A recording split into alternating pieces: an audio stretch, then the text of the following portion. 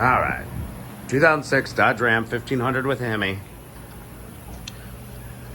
Got to remember your belt routing, people. Belt routing diagram. All right, so starting at the top, at the AC, goes down under the power steering pump right here on the driver's side, over the water pump, and does an S curve down under the crankshaft pulley in the center, back up to this idler pulley, over the idler pulley, and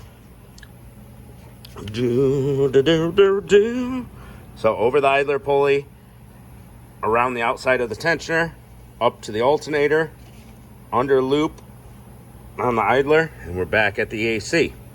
So we're going to take this belt off by putting a 3/8 ratchet into the hole in the tensioner. There's a square hole.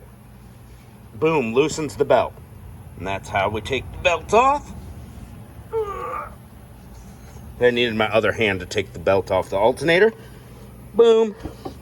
There we go. Now we can take our belt off. Beautiful.